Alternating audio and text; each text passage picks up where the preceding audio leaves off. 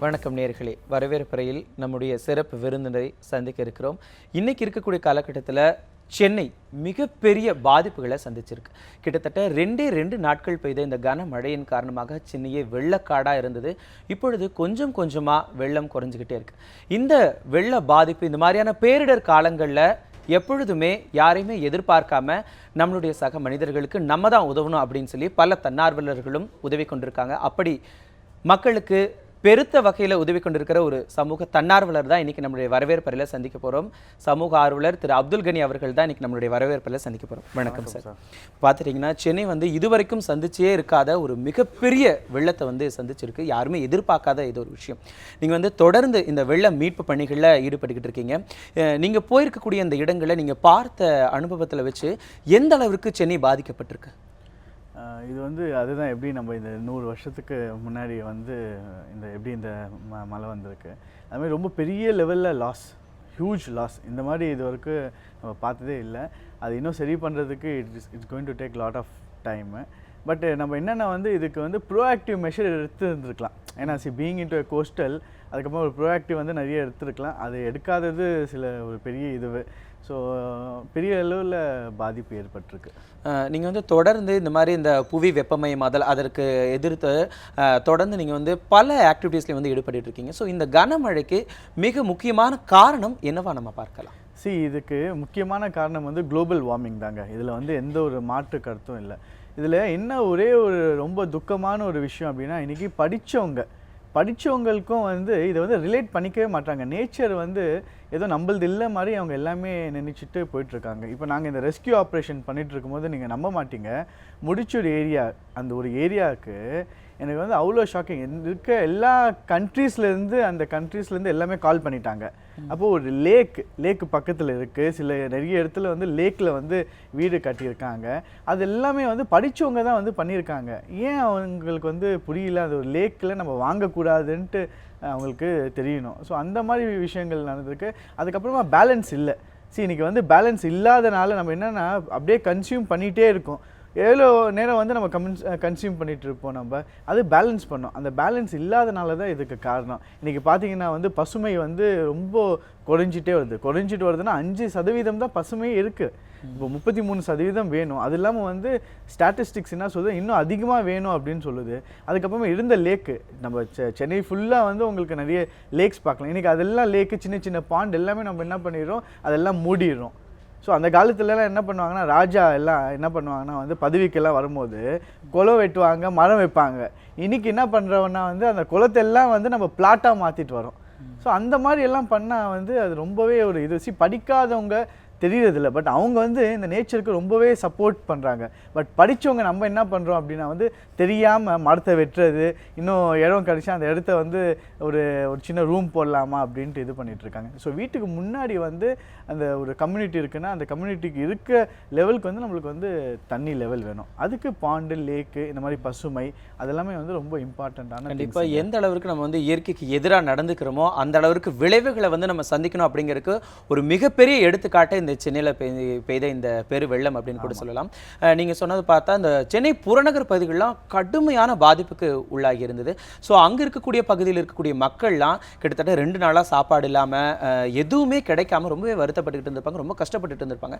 அந்த பகுதியில் எப்படி நீங்கள் போய் ரீச் ஆனீங்க? ஏன்னா செல்ஃபோன் டவர் கிடையாது, எந்தெந்த இடத்துல யார் யாருக்கெல்லாம் உதவி வேணும் அப்படின்னு சொல்கிறது கூட அவங்களுக்கு வழி இல்லை. அப்படி இருக்கிறவங்க கிட்ட நீங்கள் எப்படி போய் ரீச் ஆகி அவங்களுக்கு உதவி பண்ணீங்க? ஆமாம் சார், இதில் பார்த்தீங்கன்னா முக்கிய ஒரு இம்பார்ட்டண்டான திங்ஸ் என்னன்னா நாங்கள் மேப்பிங் பண்ணிட்டோம். ஃபர்ஸ்ட் அந்த மேப்பிங் எப்படி பண்ணோம் அப்படின்னா, எங்கெங்கே லேக்கு பாண்டு இதுக்கு முன்னாடி இருந்தது அப்படின்ட்டு மேப்பிங் பண்ணிட்டு அந்த மேப் பேஸ் பண்ணி தான் நாங்கள் அப்ரோச்சே பண்ணோம். இப்போ நிறைய பேருக்கு அது தெரியறதில்லை. ஸோ அப்போ அந்த அப்ரோச் பண்ணும்போது எங்களுக்கு கிளியராக தெரிஞ்சு. ஏன்னா நீங்கள் சொன்ன மாதிரி என்ன ஆயிடுச்சுன்னா because of heavy rain electricity கம்ப்ளீட்டாக டவுன் ஆயிடுச்சு. டவுன் ஆனதுனால யாருக்கும் டவர் எதுவுமே ஒர்க் ஆகிறதுனால கம்யூனிகேட்டே பண்ண முடியல, வெளியில் வர முடியல, ரிஸ்க்கு. அப்போ நாங்கள் என்ன பண்ணோம், இந்த மேப்பிங் பண்ணிவிட்டு எல்லா ஏரியாலையும் போட் எடுத்துகிட்டு போயிட்டு இமீடியட்டாக எந்தெந்த ஏரியாவில் இந்த மாதிரி பாதிச்சிருக்காங்கன்ட்டு ஃபஸ்ட்டு இன்ஃபார்ம் பண்ணிட்டோம். அது வந்து டேட்டாஸ் எடுத்துட்டோம். டேட்டாஸ் எடுத்து என்ன பண்ணோம்னா வந்து கம்யூனிகேட் பண்ண ஸ்டார்ட் பண்ணிட்டோம். கான்டாக்ட் நம்பர் கொடுத்து எல்லாருக்கும் கம்யூனிகேட் பண்ணோன்னே அதுக்கப்புறமா ஆர்மி வந்துட்டாங்க. அதுக்கப்புறமா வந்து ரெஸ்கியூ, ஃபயர் டிபார்ட்மெண்ட் எல்லாமே வந்து அது இது பண்ணாங்க. பொதுமக்களும் வந்து என்னென்னா வந்து இந்த இதில் வந்து இறங்கி பண்ணுறாங்க. பட் அவங்க என்னென்னா கொஞ்சம் கேர்ஃபுல்லாக இருந்துடும். ஏன்னா இது வந்து எப்படின்னா வந்து ஒரு நார்மலான விஷயம் இல்லை நம்ம இறங்கி போய் பண்ணுறதுக்கு. இது வந்து ட்ரெயின்டு இல்லாமல் நம்ம பண்ண முடியாது. இப்போ வந்து நம்மளுக்கு ட்ரெயின்டு ஆளுங்க வந்து நிறைய பேர் வந்து இல்லை. ஸோ அந்த நேரத்தில் என்னென்னா உள்ளே போகிறவங்க என்ன பண்ணணும்னா வந்து ஃபஸ்ட்டு வந்து அவங்களுக்கு வந்து ஒரு சேஃப்டி ஜாக்கெட் போட்டுக்கணும். ரெண்டாவது போகும்போது வந்து நம்ம வந்து ஒரு வாக்கி டாக்கி இல்லை எதுனா கம்யூனிகேஷன், இப்போ நீங்கள் சொன்ன மாதிரி வந்து மொபைல் ஃபோன்ஸ் அதெல்லாம் எதுவுமே இல்லை. அட்லீஸ்ட் வாக்கி டாக்கி நம்ம வச்சு யூஸ் பண்ணோம். டார்ச், ஏன்னா இன்றைக்கி நேற்று பார்த்தீங்கன்னா ஒரு பையன் வந்து ரெஸ்கியூ பண்ணுறவர் வந்து ஒருத்தர் இருந்துட்டார். ரொம்பவே வந்து ஒரு கஷ்டமான ஒரு இதில் இருக்குது. எல்லாருமே வந்து ஆர்வத்தில் இருக்காங்க. ஏன்னா இது நம்ம ஊர், நம்ம பண்ணாமல் நம்ம மக்களுக்கு நம்ம பண்ணாமல் வந்து யாருமே பண்ண போகிறதில்ல. பட் அந்த நேரத்தில் வந்து சில ப்ரிகாஷன்ஸ் இது பண்ணிக்கணும். ஸோ நாங்கள் என்ன பண்ணுறோம் அப்படின்னா வந்து ரிட்டையர்டு ஆர்மி ஆஃபீஸர் யார் இருக்காங்க லொக்கேட் பண்ணிட்டோம். ஏரியாவை அண்டர்ஸ்டாண்ட் பண்ணிட்டோம். அந்த ஏரியாவை வந்து மேப்பிங் பண்ணிட்டோம். ஏபிசி சி வந்து மோஸ்ட் கிரிட்டிக்கலான ஏரியா.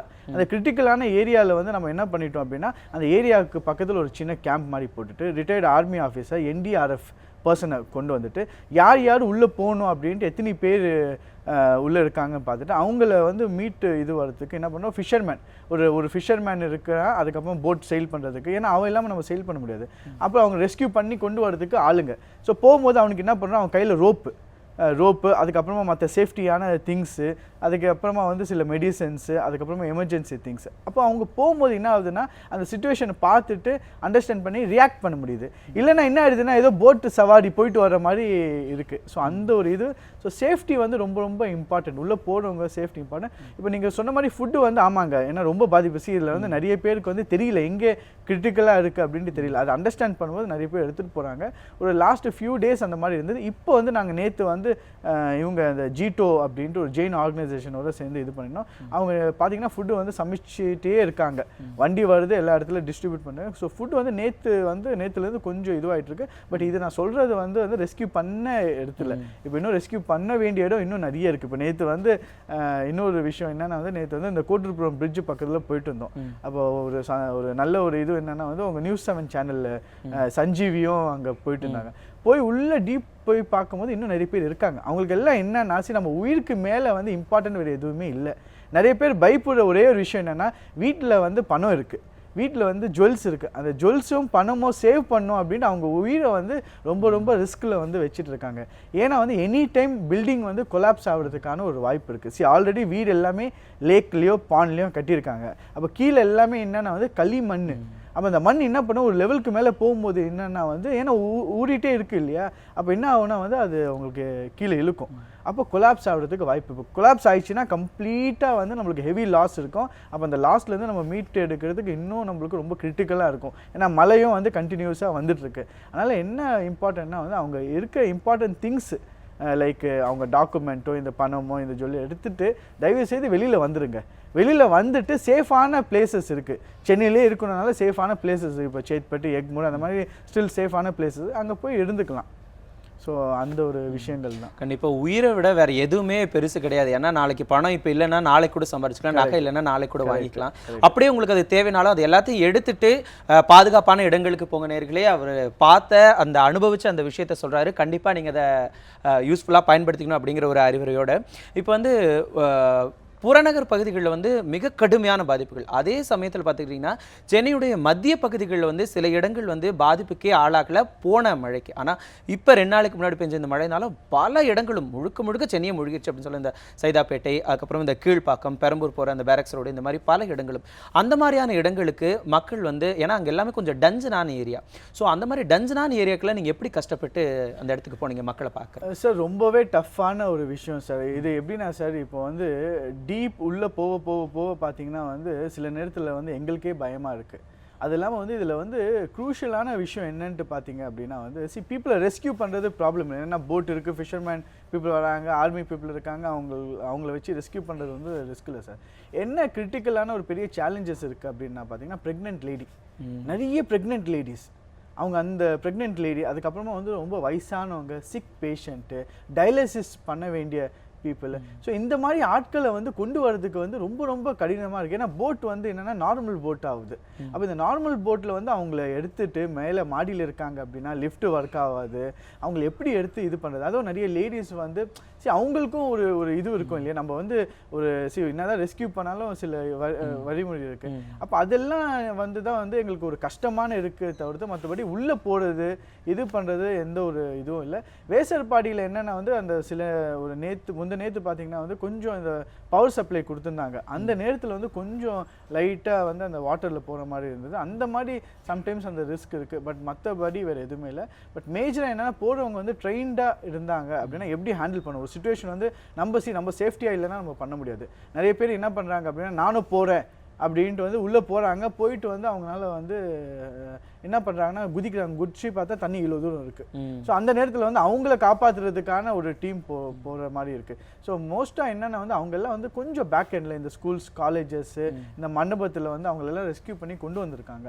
அங்கே வச்சு அவங்கள வந்து ஒரு கேம்ப் போட்டு ப்ளஸ் ஃபுட்டு அவங்களோட ரெக்குயர்மெண்ட் என்ன இருக்குது அதை அண்டர்ஸ்டாண்ட் பண்ணிவிட்டு அது கொடுத்தா கொஞ்சம் இது இருக்கும். ரெண்டாவது வந்து டோனர்ஸ் வந்து நிறைய பேர் இருக்காங்க. இந்த மாதிரி ஒரு சப்போர்ட் வந்து நான் பார்க்கவே இல்லைங்க. நான் நேபாள் ரெஸ்கியூ எல்லாம் போயிருந்தேன். அங்கெல்லாம் பார்த்தீங்கன்னா வந்து அவுட் ஆஃப் த கண்ட்ரி வந்து பீப்புள் வந்து அந்த மெட்டீரியல்ஸ்லாம் வந்தது. பட் சென்னையை பொறுத்த வரைக்கும் நீங்கள் வந்து எல்லாருக்குமே வந்து எல்லா கைண்ட் ஆஃப் சப்போர்ட் போகுது. நிறைய பேர் என்னென்னா பயம் வந்துடுது. ஏன்னா வந்து இப்போது சொன்ன மாதிரி வந்து இப்போது நேஷ்னல் வெதர் என்ன சொல்கிறாங்க, இன்னும் 3 days வந்து இன்னும் ஹெவியாக ஃப்ளட் ரெயின் வரதுக்கு வந்து வாய்ப்பு இருக்குது. அப்புறம் நம்ம ஆளுங்க என்ன பயப்படுறாங்கன்னா, ஐயோ இன்னும் 2 நாளைக்கு சாப்பாடு கிடைக்குமா கிடைக்காதா அப்படின்னு என்ன பண்ணால் எல்லாம் சேர்த்து வைக்கிறாங்க. அந்த சாப்பாடு வந்து எப்போ ப்ரிப்பேர் ஆனது அந்த ரிஸ்க் இருக்குது. ஏன்னா ஃபுட் பாய்சன் ஆகிருக்கூடாது. ஸோ இமீடியட்டாக அந்த சாப்பாடு கொடுக்குறாங்க. அந்த நேரத்தை சாப்பிட்டுட்டு அவங்கள வந்து சேஃப்டியாக இருக்கிறது வந்து ரொம்ப ரொம்ப இம்பார்ட்டன்ட். அதே மாதிரி நிறைய பேர் என்ன பண்ணுறாங்கன்னா பயந்துட்டு நிறைய ரூமர்ஸ் வருதுங்க, லேக் ஒடியுது, அது மாதிரி ரூமர்ஸ் வந்து ஸ்ப்ரெட் பண்ண வேண்டாம். ஸோ இந்த நேரத்தில் என்ன ஒரே ஒரு வேண்டுகோள் நான் வைக்கிறேன் அப்படின்னா வந்து பொதுமக்கள் அதே மாதிரி பாதிச்சவங்க அதே மாதிரி வந்து மற்ற நாட்டில் இருக்கவங்க மற்ற ஊரில் இருக்கவங்கலாம் என்ன பண்ணுங்கன்னா எதுனா உங்களுக்கு வந்து நியூஸ் வேணும் இல்லை எதுனா அந்த உங்களுக்கு இன்ஃபர்மேஷன்ஸ் வேணும் அப்படின்னா தயவுசெய்து டிவி சேனல்ஸையும் ரேடியோ ஸ்டேஷனையும் அப்ரோச் பண்ணுங்கள். ஏன்னா அவங்க என்னென்னா வந்து ஹியூஜ் அவங்களுக்கு இந்த ஸ்பேஸ் இருக்குது. ஸோ அப்போ என்னென்னா அதில் அப்ரோச் பண்ணும்போது என்ன ஆகுதுன்னா ரைட்டான இதுக்கு வந்து போகுது. அதை பார்த்துட்டு வந்து பீப்புள் வந்து சப்போர்ட் பண்ண வருவாங்க, அவங்கள ரெஸ்கியூ பண்ண வருவாங்க. இப்போ என்ன ஆகுதுன்னா வந்து இண்டிவிஜுவல் நம்பர்ஸ் கொடுத்துறாங்க. இண்டிவிஜுவல்ஸ் நம்பர் மொபைல் இல்லை, அவங்களுக்கு சார்ஜ் இல்லை, ரிங்கு போகும்போது அவங்க எப்படி எந்த லெவலில் பண்ண முடியும்? ஸோ நம்ம என்னென்னா வந்து இந்த சேனல்ஸை வச்சுட்டு சேனல்ஸ் என்ன பண்ணுறாங்கன்னா வந்து இப்போ ஃபார் எக்ஸாம்பிள் இப்போ நியூஸ் 7 கீழே வரும்போது நான் பார்த்துருந்தேன் எல்லா மெட்டீரியல்ஸ் எல்லாம் கலெக்ட் பண்ணி வச்சுருந்தாங்க. எங்கெங்கே கால்ஸ் வருது அங்கே வந்து டிவைட் பண்ணுறாங்க. ஸோ நம்மளுக்கு பாயிண்ட் ஆஃப் கான்டாக்ட் ஒரு கண்ட்ரோல் ரூம் மாதிரி வந்து ஒரு சில இடத்துல லொக்கேட் பண்ணிவிட்டு அங்கேருந்து நம்ம என்ன பண்ணோம்னா டிரான்ஸ்போர்ட்டேஷன் பண்ணிகிட்டே வரணும். ஸோ அப்போ தான் வந்து நம்மளுக்கு ஒரு ப்ராப்பராக இருக்கும். அதே மாதிரி அங்கே போய் டிஸ்ட்ரிபியூட் பண்ணுற இடத்துலையும் வந்து ஒரு ப்ராப்பர் கேம்ப் போட்டு ரெஜிஸ்டர் பண்ணணும். இப்போ நேற்று வந்து லைலா காலேஜில் என்ன பண்ணாங்க, யார் எதுனா எடுத்துகிட்டு வந்தாலுமே அவங்க என்ன பண்ணாங்க அங்கே வச்சு ரெஜிஸ்டர் பண்ணி எங்கே என்ன குவான்டிட்டி இருக்குது எங்கே என்ன ரெக்குயர்மெண்ட் இருக்குன்னு ப்ராப்பராக டிஸ்ட்ரிபியூட் பண்ணுறாங்க. ஸோ அந்த மெக்கானிசம் நம்ம பண்ணோம் அப்படின்னா வந்து ப்ராப்பராக இருக்கும். கண்டிப்பாக இந்த மீட்பு பணிகளில் ஈடுபடுறது வந்து என்னதான் நமக்குள்ள ஒரு ஆசையாவோ எல்லாருக்கும் உதவணும் அப்படிங்கிற ஒரு மனப்பான்மை இருந்தாலும் கூட நம்மளை முதல்ல நம்ம பாதுகாத்துக்கிட்டா தான் அடுத்தது இன்னும் பலருக்கு வந்து நம்மளால் உதவ முடியும் அப்படின்னு சொல்லிக்கிங்க. கண்டிப்பாக இது தொடர்பாக நம்ம எப்படி நம்ம பாதுகாத்துட்டு மற்றவங்களுக்கு உதவலாம் அப்படிங்கிறத நம்ம ஒரு சிறிய இடைவேளைக்கு அப்புறம் தொடர்ந்து பேசலாம். வரவேற்பறையில் ஒரு சிறிய இடைவேளை.